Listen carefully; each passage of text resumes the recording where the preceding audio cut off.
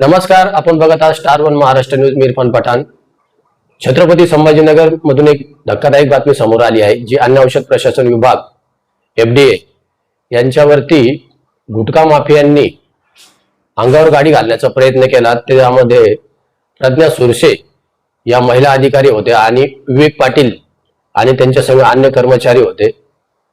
छत्रपती संभाजीनगर येथील गंगापूर येथील रहीमपूर येथे एका परिसरामध्ये अवैध गुटखा एका गाडीमध्ये भरलेला आहे, अशी गोपनीय बातमी प्रज्ञा सुरसे ज्या अन्न औषध प्रशासन विभागाच्या अधिकारी आहे छत्रपती संभाजीनगरच्या, यांना यांच्या मोबाईल वरती मिळाली होती. त्या गोपनीय माहितीच्या आधारे प्रज्ञा सुरसे, विवेक पाटील व त्यांच्या पथकाने परिसरात जाऊन सापळा रचला आणि त्या ठिकाणी कारवाई केली. त्या ठिकाणी एका ट्रकमध्ये भरलेला अवैध गुटखा हा मिळून आला. मात्र त्या परिसरामध्ये गुटखा माफियांनी मोठ्या प्रमाणात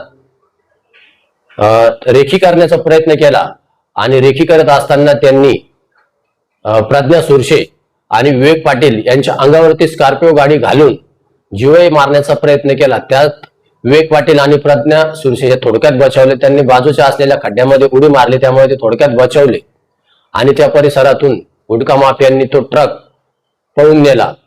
या प्रकरणी वाळुंज पोलीस स्टेशन मध्ये गुन्हा दाखल करण्यात आला असून वाळुंज पोलिसांनी 2 संशयितांना ताब्यात घेतलेला आहे.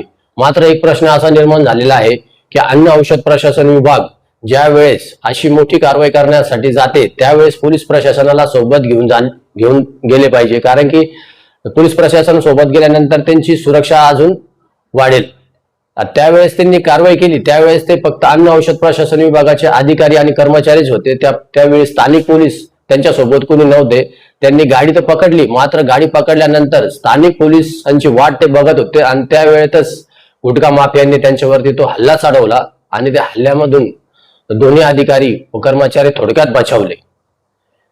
त्या हल्ल्यामध्ये झालेल्या आपबीती ज्या प्रज्ञा सुरसे आहे, ज्या छत्रपती संभाजीनगरच्या अन्न औषध प्रशासन विभागामध्ये कार्यरत आहे, त्यांनी स्वतः त्या रात्रीचा थरारक आपबीती सांगितली आहे. दिसून आले. मग आम्ही ताबडतोब पोलीस स्टेशनला फोन करून पोलिसांना इथे येण्याबाबत विनंती केली. दरम्यान काही 2 व्हीलरवर काही इसम आमच्यावर पाळ ठेवून होते. त्यांनी कुणाला तरी फोनद्वारे कल्पना दिली आणि एक स्कॉर्पिओ भरून त्याच्यामध्ये एक 6-7 इसम आले आणि त्यांनी आमच्या साहेबांवर सुरुवातीला हल्ला करण्याचा प्रयत्न केला.